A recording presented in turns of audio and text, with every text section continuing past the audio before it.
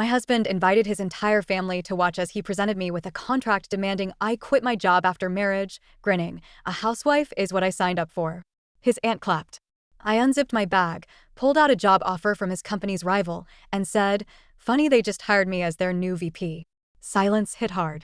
You know how sometimes there's a moment that just burns itself into your memory? Like, even years later, you remember the color of the walls, the way the air smelled, what shoes you were wearing. That's how I remember the exact second I knew my marriage wasn't just broken, it was engineered to break me. We were 3 weeks into being married. Not even a full month. And there I was, sitting in the overly formal living room of my husband's family estate in Winnetka, Illinois, where all the furniture had names and no one dared place a drink down without a coaster. His mother, Celine, had just served espresso in those dainty little cups she made sure I knew came from Milan. His Aunt Noelle was wearing a matching tweed set like we were in a Chanel ad, and his father, Brent, was halfway through his second bourbon. It was 2 o'clock in the afternoon. The whole family was there. I thought it was just a welcome brunch. Some kind of casual, post-honeymoon get-together. I'd even brought lemon scones. It was a trap. Milo, my husband, stood up and cleared his throat like he was about to propose all over again. Everyone turned toward him. He smiled, smug, and pulled a manila folder from behind the armchair. "I wanted to make things official," he said, giving me a wink. "Just so there's no confusion about expectations going forward." I raised an eyebrow. What kind of expectations? He walked over, set the folder in my lap, and took a step back like he was waiting for applause. Inside was a printed document titled, Postmarital Agreement, Employment and Domestic Role Clarification. I flipped through the first 2 pages, thinking it had to be a joke. It wasn't. There were clauses. Bullet points. A section labeled Household Obligations. Another called Role Alignment with Family Values. Milo grinned like he'd written a symphony. I just figured we could avoid misunderstandings later. A housewife is what I signed up for. And then his aunt clapped. Like it was romantic.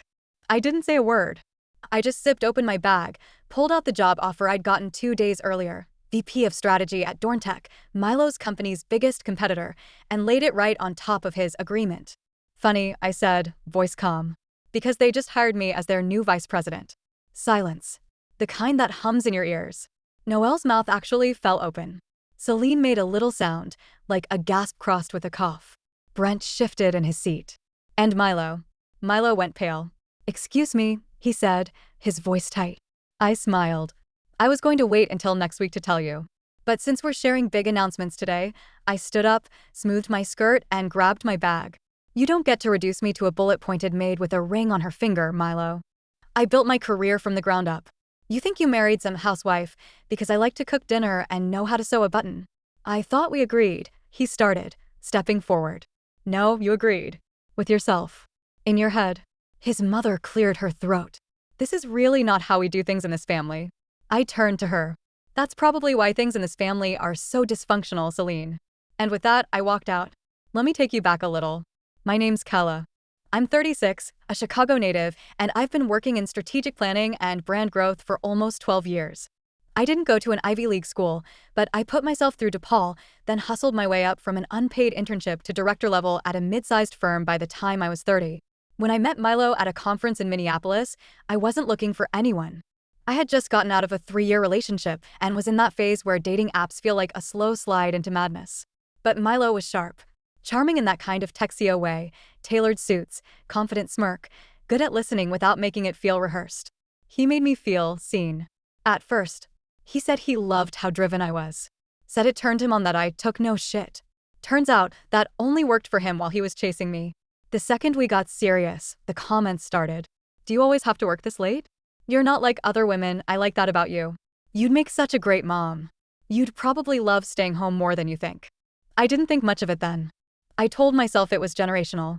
He came from old money. Maybe he was just used to women in his world playing a certain role. But deep down, I thought I could be the one who showed him another way. I thought love could evolve people. Turns out, love doesn't evolve someone who doesn't want to evolve. Back at my condo in Logan Square, I tossed the so-called agreement in the trash and sat on the couch, breathing in the silence like it was the first real thing I'd had in days. 2 hours later, Milo showed up. He used his key. I didn't even know he was coming until I heard the lock turn. "Why would you do that?" he asked, closing the door behind him, voice tight. I turned. "Do what?" "Embarrass me in front of my entire family." You invited your entire family to ambush me with a contract. What did you expect? That was between us. You didn't have to humiliate me. I stood. No, Milo. You humiliated yourself. You brought a contract that essentially told me to sit down, shut up, and vacuum. In front of your mother, your aunt, and your bourbon-sipping father. What was I supposed to do, curtsy and sign? He didn't respond. I continued. You want a housewife? Marry someone who wants that. Don't trick a woman into believing you love her ambition and then try to cage it the second she signs your last name. That's not what this is about, isn't it? He opened his mouth, closed it, and that was the first time I saw it. The look in his eyes that told me he wasn't just surprised, he was exposed. He didn't expect me to fight back. He thought I'd fold, smile, compromise, because that's what nice wives do. That's when I realized he never loved me. He loved the idea of who he could make me into. And that was the deepest betrayal of all. Let me tell you how I found out the man I married didn't want a wife. He wanted a well-mannered ornament who knew how to smile, host dinner parties, and vanish into the wallpaper when it was convenient for him. It was supposed to be a celebration. A small post-honeymoon brunch at Milo's parents' place in Winnetka. His childhood home, a pristine colonial-style house that looked like it had never seen clutter or fingerprints or any kind of real life. The house always made me uncomfortable. Not because it was big, but because it felt like a museum no one actually lived in. The kind where people sit straight, speak softly, and say things like, pass the preserves, with a straight face. Milo's mother, Celine, made sure every cushion was fluffed just right, and I swear she had a sixth sense for when someone held a coffee cup too long without a saucer underneath it. But still, I showed up. With scones. From scratch. The same lemon poppy ones I made the first time I met his parents, back when I still believed that winning them over might matter someday. It was a Sunday. Late morning. I remember it was bright, unseasonably warm for mid-March. The dining room was filled with sunlight and the clinking of utensils against porcelain. Everyone looked so pleased with themselves. His Aunt Noelle was in one of those pastel skirt suits she always wore like she was ready for an Easter photo shoot. His cousin Brent III, or Trip, as he insisted everyone call him, was sipping something brown from a cut crystal glass, even though it wasn't even noon. Everyone was talking, laughing, commenting on the wedding like it had been an award show. I thought it was just a brunch. A catch-up with the family. But when Milo stood up and tapped a spoon against his glass, the whole room quieted. I have something I'd like to share, he said, smiling. My heart jumped a little. I smiled back, waiting for him to say something sweet or corny. That's what newlyweds do, right? Toast each other in front of the family, say something charming, maybe even a little embarrassing. Instead, he reached behind the armchair and pulled out a slim manila folder. He walked it over and placed it in front of me, right on top of my napkin. I just thought this would clear up any confusion, he said, grinning like he'd handed me a birthday card. I blinked. What is it? Just something I had drawn up. A mutual agreement between us. Post-marriage expectations. I opened the folder slowly. It was a contract. A full-blown, printed document. With headers, sections, clauses. The first one? Employment clause. Termination of outside work engagements post-marriage. I kept reading. Domestic responsibilities.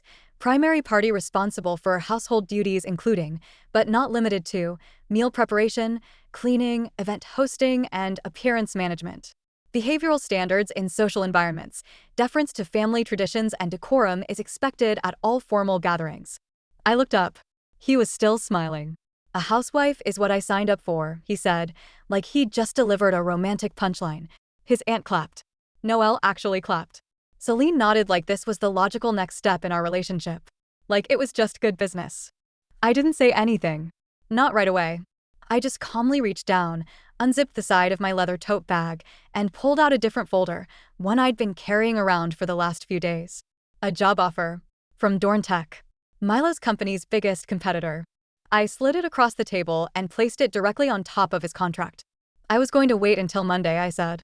But since we're sharing big surprises today, I opened it and turned it toward him.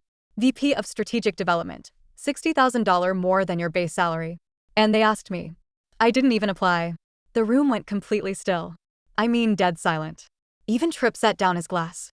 Celine cleared her throat and tried to blink away her disbelief. Noelle was frowning in that subtle way rich women do when their Botox won't let them show actual emotion. And Milo? His mouth was twitching like he couldn't decide whether to explode or play it cool. You're joking, he said, his voice tight. Nope. You accepted a job at my competitor? I smiled sweetly. I accepted a job that respects what I bring to the table. Unlike this, I nudged the contract, which looks more like a 1950s step-forward fantasy with fonts. You blindsided me. I leaned in. Did I? Because if I remember correctly, you handed me a contract in front of your entire family that said, essentially, give up your identity and wash my socks. So forgive me if I didn't wait to hold your hand while I made my next career move. He looked at me like he didn't know me. Like I'd pulled off a mask. The irony? This was the most myself I'd felt in weeks. I thought we were building a life together, he said. We are, I said, standing up and sliding my job offer back into my bag. Just not the life you had planned for me in your head. I turned to the table. Thanks for the brunch, I said, nodding at Celine. The asparagus was overcooked, but the coffee was great. Then I walked out the front door without looking back. I didn't cry in the car. I thought I might. I expected the tears to hit the second I pulled away from that perfect little house. But they didn't. Instead, I laughed. Not because any of it was funny, but because when the world tips sideways and someone tries to rewrite your entire identity with a smile and a pen, the only thing left to do is laugh. And breathe. And drive away. I didn't go home right away. I couldn't. I drove around for almost an hour, aimlessly through the North Shore suburbs, past manicured lawns and lakefront properties that all started to blur together. I stopped at a coffee shop I liked in Evanston, the kind of place with chalkboard menus and people tapping on laptops with headphones in. No one looked up when I walked in. And thank God for that. I ordered a chai, sat by the window, and stared out at a world that suddenly felt way too familiar and totally foreign all at once. I should have seen this coming. I thought back over the last year, every comment, every moment I brushed off.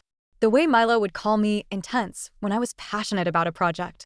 How he'd raise his eyebrows if I wore a blazer instead of something softer to a dinner. The way he subtly steered conversations with his family away from my job, or cut me off when I brought up work travel. He didn't want a partner. He wanted someone who could fit into the vacant seat next to him, smile for the photos, and disappear when she got too loud. I'd let it slide. I told myself it wasn't that deep. That relationships were about compromise. But handing me a printed contract demanding I quit my job? That was more than tone deaf. That was strategic. And I don't care how rich or smart or charming someone is. When they try to shrink you, that's not love. That's control. He showed up at my apartment 3 hours later. I'd barely stepped inside when the buzzer went off. I ignored it. He rang again. And again. I finally picked up the intercom. Go home, Milo. I need to talk to you. You had your chance. You made your statement in front of a live audience. His voice cracked slightly. Can you please just let me explain? A long pause. I'll give you 5 minutes. That's it. He was already in the hallway when I opened the door. Still in his button-up and slacks, coat unzipped, tie gone. His hair looked like he'd run his hands through it 100 times. Can I come in? He asked. No, he nodded, like he expected that. Okay. Look, he started. What I did was not right. I see that. The contract, it was stupid. It wasn't about control, it was just clarity. I laughed. Is that what you call it? Clarity? He looked down. I didn't mean to ambush you. My mom suggested the idea, stop. He looked up. Don't throw your mom under the bus, I said. I don't care who helped draft it. You handed it to me. You smiled. You thought I'd just nod and say, thank you. That wasn't clarity, Milo. That was you testing whether you could erase me and still call it love. His mouth opened, then closed. Do you even like the woman you married? I asked. He blinked. Of course I do. Do you? Because you liked that I worked in strategy until it started getting in the way of your strategy. That's not true. It is. You fell in love with the version of me who made your life look interesting. And then you tried to lock me in a gilded box when things got too real. He ran a hand down his face. I panicked, okay? I thought if we had it on paper, it would just simplify things. I didn't want us fighting later about who does what or how things should go when we start a family. That wasn't a simplification. That was an ultimatum dressed up in formatting. He looked like he might cry. Part of me softened, but I didn't show it. I'm sorry, he said finally. I don't want to lose you. You already have, I said quietly. He swallowed hard. So what? That's it. I didn't answer. Just closed the door. The next few days were a whirlwind. Dorntech had already sent over the formal onboarding paperwork. My new boss, Alicia Ramos, was a powerhouse, sharp, warm, and the kind of leader who read your resume and your intentions. We had our first virtual sit-down on a Thursday morning. She looked me dead in the eye through the screen and said, I know your work, Kala. That's why I recruited you. I'm not interested in who you're married to. I'm interested in what you're building. It was the first time in months I felt seen without conditions. Milo kept trying. Calls, texts, even a handwritten letter dropped off at my door by his driver. I didn't open it. Instead, I called a lawyer. Not because I was ready to file. Not yet. But because I wanted to understand what options I had. What protections. What steps to take if this turned into something more than emotional manipulation. Her name was Devon Shaw. She was direct, thorough, and didn't blink when I told her what had happened. "You're not the first woman I've met whose husband tried to hide control behind charm," she said. "You're just one of the few who caught it early enough to walk away standing." That stuck with me. Standing. Not crawling. Not begging. Not shrinking. Standing. I told Jules everything. We sat at our favorite dive bar in Logan Square, the one with the sticky floors and the amazing grilled cheese. She stared at me, deadpan, after I finished telling her about the brunch ambush. "Wait," she said slowly. "He really had the balls to put it in writing? Printed and stapled. With a title? Headers, bullet points, clauses." She whistled. "Jesus. That's not a man. That's a spreadsheet with hair." I snorted into my beer. "Good thing you had that job offer." I nodded. "I almost didn't bring it." She leaned forward. "Kella, that was the single most badass moment I've ever heard of. You dropped it like a mic." I hope you stared him down while the room tried to remember how to breathe. I didn't blink. Good. We clinked glasses. Later that night, lying in bed, I stared at the ceiling and tried to imagine what would have happened if I hadn't gotten that job offer. Would I have signed the contract just to avoid a fight? Would I have told myself it wasn't that big a deal? Would I have tried to compromise until I didn't recognize myself? The truth is, maybe. That's the scariest part. When you love someone, you start to justify the things that hurt. You start calling them quirks, or family pressure, or tradition. You start saying things like, "He doesn't mean it like that," or "He'll come around." And before you know it, you're living a life someone else wrote for you, scripted, signed, and stamped. I almost went there. But I didn't. Because in that moment, in front of his smug smile and clapping aunt, I remembered who I was. And I remembered what it cost me to become her. A week went by. I didn't hear from Milo directly, but his energy lingered, like static in the air, or the taste of something bitter you can't wash out. He stopped texting and calling after I ignored a string of messages, but I wasn't naive enough to think that meant he was done. Celine called instead. It was a Wednesday, just after lunch. I was in the middle of setting up my new workspace, arranging folders, picking the right height for my second monitor, small stuff that felt like real progress, when her name lit up my phone. I almost let it go to voicemail. But some twisted curiosity got the better of me, and I picked up. Kella. Her voice was smooth as ever. Cool, polished. Like she was calling to confirm an appointment at her country club. "Hi, Celine," I said. I didn't try to sound warm. "I'm calling because I thought perhaps we should speak." Woman to woman. I leaned back in my chair. "Is that what this is?" She ignored the jab. "I think there's been a misunderstanding." "Oh!" Milo may have handled it poorly, but his heart was in the right place. I laughed. Not even a sarcastic laugh, just pure disbelief. "Let me get this straight. Ambushing me with a contract, in front of your entire family, that tells me to quit my career and become his live-in assistant, that's his heart being in the right place." Her tone shifted. Just slightly. Sharper now. "Kella, there's a certain dignity in tradition. Some of us were raised with the understanding that a strong marriage has roles. Balance." Milo was simply trying to define those roles clearly. He's a structured thinker. "Celine, your son doesn't want a partner. He wants an employee with no salary and no say." Silence. "Then, you're being emotional." That did it. Of course I'm emotional. I gave your son everything I had, and he handed me paperwork instead of partnership. You don't get to label that as irrational just because I'm not nodding and folding napkins. She sniffed. "Well, I hope you understand how public this has become. People are talking. Then let them talk." And I hung up. Jules and I had dinner the next night at her place. Cheap wine, grilled cheese again. She claimed it was becoming our signature dish, and a rewatch of Working Girl on her tiny living room TV. "You think I'm overreacting?" I asked, halfway through my second glass. She looked at me like I'd asked whether the earth was round. "Kella, he gave you a contract. Not a conversation. Not a compromise. A contract." I sighed. I didn't think it would go down like this. I thought, maybe, I'd get pushback from his family, sure. But him? The man who said he loved how ambitious I was. Some men love ambition, until it challenges their control. Then they want it contained. She had a point. A beer tall one. 2 days later, Milo emailed me. He said he wanted to meet. Just the two of us. Neutral ground, he wrote. To talk, not argue. I didn't respond right away, but I thought about it. Part of me wanted closure. Part of me wanted to look him in the eye and ask, who the HLL are you really? So I said yes. We met at a small bistro in River North. The kind of place we used to go to when we were dating, dim lights, thick menus, servers who whispered. He was already there when I arrived. Hair neat, shirt crisp, trying to look relaxed.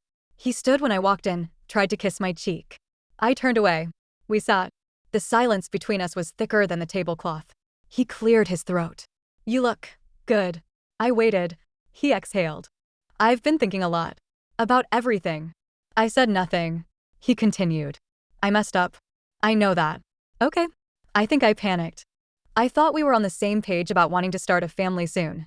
I figured, if that's where we're heading, we should be aligned. Aligned? I repeated. Milo, aligned means we talk about things. We share plans. You don't just decide what my life should look like and then wrap it in a folder. He looked down. I didn't mean for it to be controlling, but it was.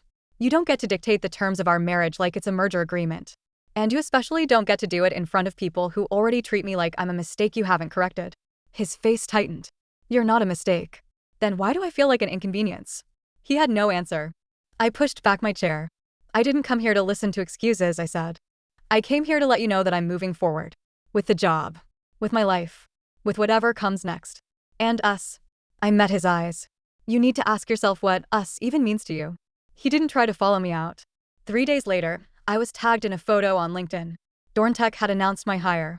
My name was on the press release, right below Alicia's, with the words, an exciting new chapter in brand innovation. I shared it with a short note. Grateful. Ready. Let's build. Within an hour, I had texts from former coworkers. A few former clients. Even an ex from college who worked in media now and asked if I'd be up for a feature interview on women leading disruption. But you know who else messaged? Milo's cousin. A different one. Eliza. She was the quiet one at the brunch. She'd sat at the edge of the table, nodded a lot, didn't say much. Her message was short. You don't know me well, but I just wanted to say what you did. It was brave. They've treated women like accessories in this family forever. Thank you for showing me there's another way. That one made me cry. Not because it was praise. Because it was proof. Proof that choosing myself didn't make me selfish. It made me visible.